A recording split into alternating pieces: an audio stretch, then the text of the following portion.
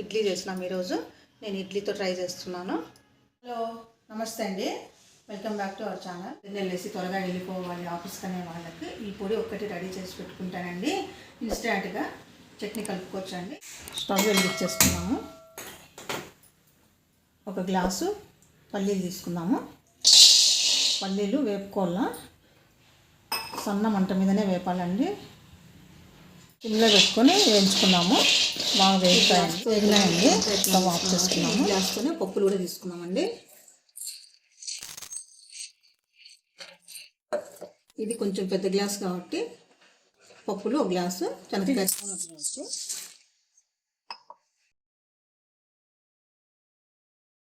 ఒక చిప్ప కొబ్బరి తీసుకోవాలి, ఎండు కొబ్బరి. దీన్ని బాగా తురుముకోవాలి. ఇది మనకు కారం ఎంత కావాలంటే అంత, ఎక్కువ కావాలంటే ఇంకొంచెం ఎక్కువ తీసుకోవాలి. లేదు మనకు సరిపడే కారం సరిపోతుంది, నాకు సరిపోతుందండి కాబట్టి నేను ఇన్ని తీసుకున్నాను. ఎండుమిరపకాయలు. ఇప్పుడు ఇవి కొద్దిగా ఆయిల్ వేసుకొని వేయించుకున్నాము. 6-7 రెబ్బలు ఎల్లిపాయలండి కూడా వేయించుకున్నామండి. వేయించుకున్నాము ఎండుమిరపకాయలు. జీలకర్ర కూడా వేసుకున్నాము. మెత్తగా పౌడర్ చేసుకుందామండి. ఉప్పు వేస్తున్నాను. ఉప్పు మళ్ళీ చెప్తాను. ఉప్పు తర్వాత మళ్ళీ ఎట్లా కలుపుకోవాలనేది చెప్తాను. ఇదంతా మెత్తగా పౌడర్ చేసుకొని పెట్టుకున్నామండి. ఇంకా పౌడర్ చేసి పెట్టుకున్నానండి.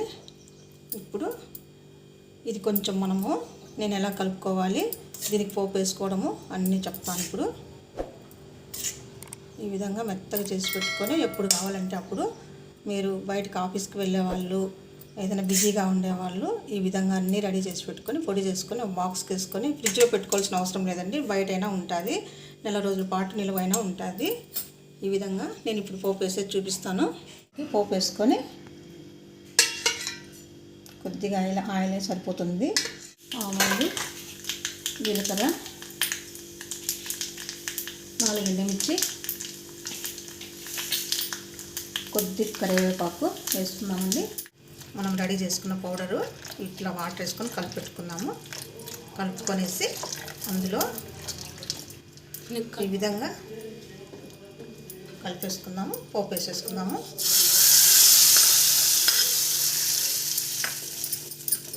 మనకి ఎంత కావాలంటే అంత తీసుకొని కలుపుకోవాలి. నేను ఫస్ట్ వేసేటప్పుడు సాల్ట్ కొద్దిగానే వేసాను కదా, కొద్దిగానే వేసాను.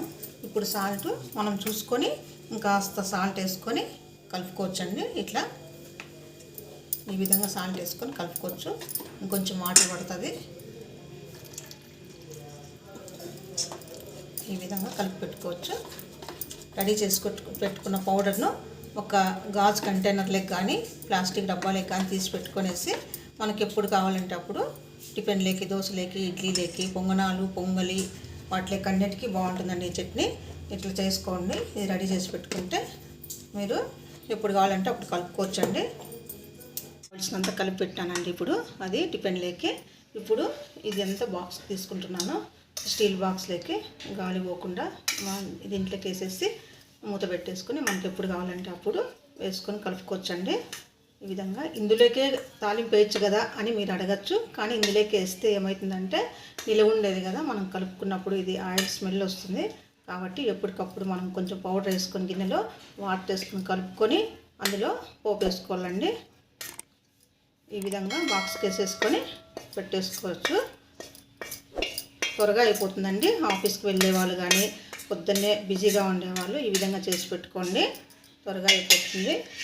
ఇప్పుడు దీనికి ఇట్లా వేసేసినాను కదా, మూత పెట్టేసుకోవచ్చు. నెల రోజులైనా నిలవ ఉంటుందండి పౌడరు. ఇడ్లీ చేసినాం ఈరోజు. నేను ఇడ్లీతో ట్రై చేస్తున్నాను. ఈ విధంగా వేసుకోవచ్చండి. చేసుకొని రెడీగా పెట్టుకుంటే ఇడ్లీలోకి వేసుకున్నాను. ఇడ్లీతో ట్రై చేస్తున్నాను.